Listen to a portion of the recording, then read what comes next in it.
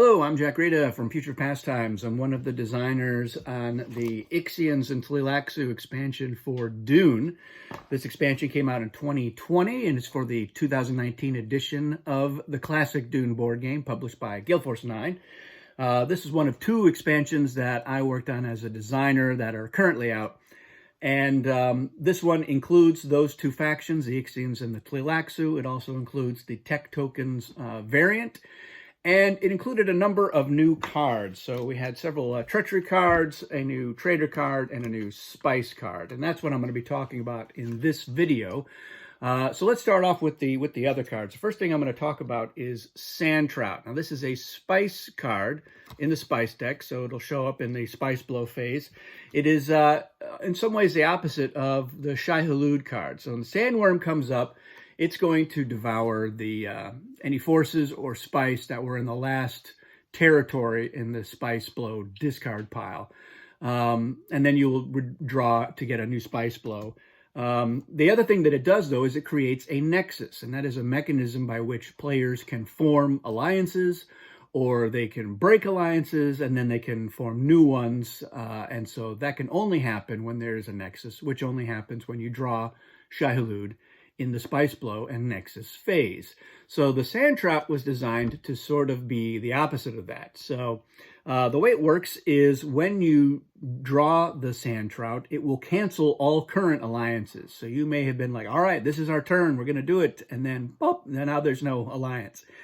And then what you do is you set the Sand Trout card aside because you're going to replenish, and the next time you draw a Shai-Hulud card, it will be canceled without effect. So it does not devour any forces or spice in that last territory, and more importantly, it does not cause a nexus. So the next time you draw it, the Shai-Hulud card, it will be canceled. And if after that happens, a new spice card is drawn, it will double any Spice Blow. So that is important too. So to be clear, if you draw a Shai-Hulud after Sand Trout, it will cancel that card. But if the very next card is a Shai-Hulud, then you have a normal nexus, a normal effect, everything will happen. And then the next card will not double the Spice Blow. So it's a little bit, it's a little clunky, but if once you can really parse the words, I think you can figure it out. But that's the way it works. It will cancel current alliances, and then it will cancel the next Shai-Hulud card that you draw. And then if the card after that is a Spice Blow, it will double the Spice Blow. And if you're familiar with what Sand Trout are in the Dune universe, it will make some thematic sense. The new Traitor card that we added was for a cheap hero. So a cheap hero technically is a leader that you can play in a battle. There are 3 of them in the Treachery deck. Their strength is 0. And normally you're not going to be winning a battle if you're playing a cheap hero in the first place, although it is possible to win because you're dialing. But the other reason that you might want to choose the cheap hero Traitor card, again, is if there's 3 of them, so it might happen more often than not. The other thing is that sometimes you play a special Treachery card in that battle plan, which you would have to discard, or you may have to discard it, depending on which card it is. But if you call Traitor on that player and they've got the cheap hero, then you don't have to discard that card. So there are times where it can be somewhat more effective than you might be. It's good for a surprise. So we included that in there. The other cards, there are 14 Treachery cards. And so one of the things that was important to us when we were designing this expansion was we wanted to make sure that the ratio of how many of the cards in the Treachery deck are weapons and defenses and worthless cards and special cards. We had a nice ratio that has been working for 30 plus years, and we didn't want to mess with that too much. So when we said, all right, we're going to add these cards, we tried to keep those ratios about the same. But the other thing that we wanted to be paying attention to was we didn't want to have the high likelihood of somebody who's got a full hand of 4 treachery cards and they're all snoopers. That was something we wanted to avoid. It's still technically possible for that to happen, but with the mix of the cards in there, we wanted to avoid it. So even though there are more defenses overall added to them, they're not all snoopers or not all shields as well. So let's take a look at them and we'll talk a little bit more. So the first thing I'm going to talk about is we did add just another projectile weapon. So the Hunter Seeker, we added another poison weapon. This is another type of poison in the Dune universe, Basilia. And then, of course, we did add another shield and another Snooper to get that in there. But then we had some special weapons and defenses to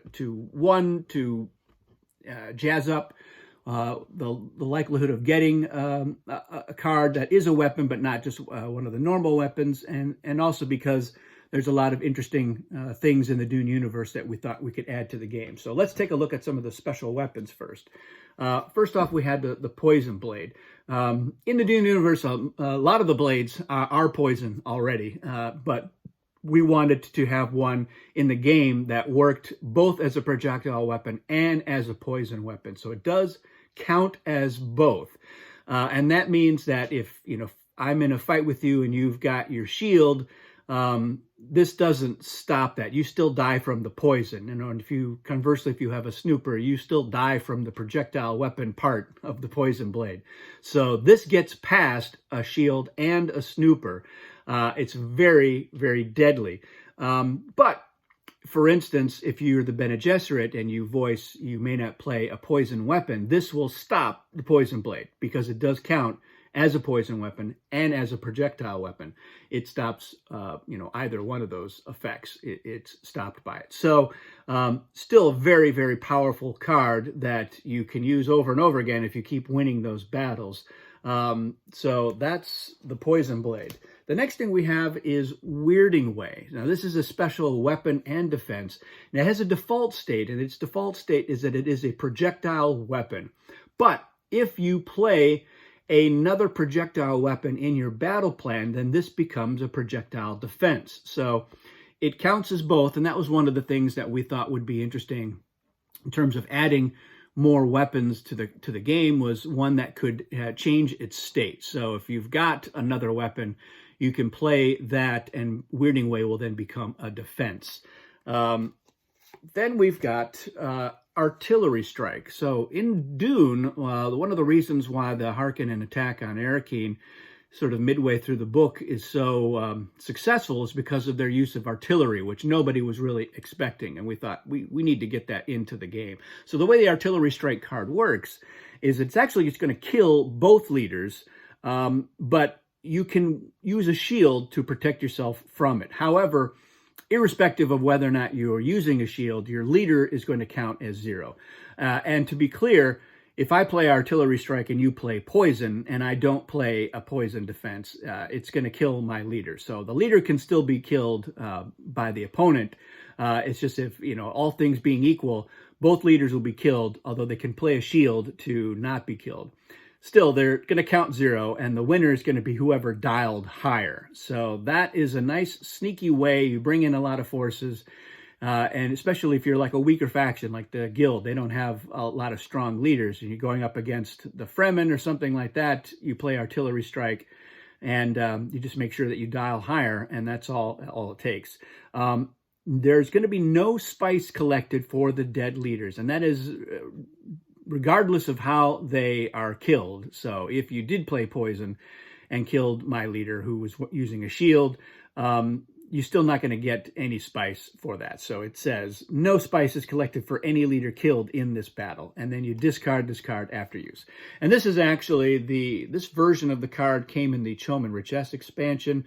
This card originally is in the Ixians and Tleilaxu, but we cleaned up some of the wording to make it clear about some of the facts, and so that's why we included that in the second expansion. Likewise, we did that with Poison Tooth. This is the version that came out in Choman Richess, which clears up some of the wording. The way the Poison Tooth works is you reveal the battle plan, and you can choose to kill both of the leaders, and it is not stopped by a Snooper. And it's important that we use the word Snooper here. We didn't just say not stopped by poison defense, because there is one poison defense that will stop the poison tooth, which I'll get to in just a minute. But it specifically does not, a Snooper will not prevent death by the poison tooth. But one of the interesting things about poison tooth is after you see the battle results, you can choose not to use the poison tooth. So maybe you're like, I guess I'm going to win this without having to kill both of the leaders, so I don't want to kill my leader. Or maybe you're going to lose anyway, and you don't want to kill the other player's leader so that they're collecting spice for both dead leaders. So you have that option. And if you win the battle and did not use it, you keep the card. Otherwise, you discard it. So Poison Tooth can be very handy. It's a nice backup plan sometimes. You're like, well, we'll see. I've dialed higher, and that might be all I need to win that battle. All right, on the defense side, we have Chemistry. And Chemistry is sort of the analog for Weirding Way. So this is a card that counts as a poison defense unless it's played with another defense, and then it counts as a poison weapon. So its default state is a defense. That's why it's blue. So you could play Weirding Way and Chemistry in the same battle plan. This is your weapon, a projectile weapon, and this is your defense, a poison defense. But again, you can play this with a shield, and now you've got a poison weapon as well. So it gives you that versatility. But this is the card. It does not count as a Snooper. It just is as a poison defense. So this is a card that can protect you from the poison tooth, if you're so fortunate. And then the analog of the poison blade is the shield Snooper. So this is the card that counts as both a shield and a Snooper. It's probably the best defense that you can get. It's something that does stop the poison blade, so it will protect you from the projectile weapon and from the poison. It would protect you in the case of an artillery strike, but it would not protect you from the poison tooth. So that's an important distinction. We do have one more worthless card. So we wanted to make sure that the ratio of worthless cards was right in there with the mix of the weapons and defenses. Kol Wahad is kind of a Fremen expression for holy crap, yeah, more or less. And then we have three special cards. So the first one we have is a Thumper. So you play the Thumper at the start of the Spice Blow, and it counts as if you've just drawn Shai-Hulud. So you don't even have to reveal the next card. You just immediately play the Thumper, and you say, all right, let's pretend that we just drew Shai-Hulud. So it will devour forces or spice in the last territory, and it does cause a nexus. And then, yeah, you proceed as if you've drawn Shai-Hulud. Then we have Harvester, and Harvester is after you've drawn a Spice Blow territory card, you play that to double the spice in that territory. So, yeah, you play that one in Sialgo South, and you've got 24 spice. Holy cow. Kol Wahad. And then you have a Maul. And a Maul was something that from the prequel books that the Emperor and the Tleilaxu were cooking up a way to make artificial spice, but it was kind of a disaster. So when you play a Maul, all players, including you, are going to lose half of their spice, rounded up. Turns out that that spice was actually bogus spice, and you just got to get rid of it. So that can also be a tactic that you use like right before shipping and movement or right before bidding. And then especially when you have a decent amount of spice, or maybe you don't have very much spice and you just want to take everybody down with you. So gives you that option. So those are the new Treachery cards, the new Spice card, and the new Traitor card that are included in this expansion. Nothing terribly complicated, I don't think. And one of the reasons why I like having these new cards in the mix is because after 40 years of playing Dune, I know because I play it a lot, I've got a real good handle on everything in the Treachery deck. It becomes kind of easy to predict how things are turning out. You know who has what. It's easier to keep track of that sort of thing. But now there's a little bit more unpredictability in the Treachery deck. There's more treachery, in my opinion. There's more underhanded things that you can do, more things that you can't necessarily account for, where you're just like, all right, I'm just going to bring in a giant stack of forces here, and I know I can win this battle. There might be something else going on that you don't know about. And so that's one of the reasons why I'm excited about these Treachery cards and like to include them.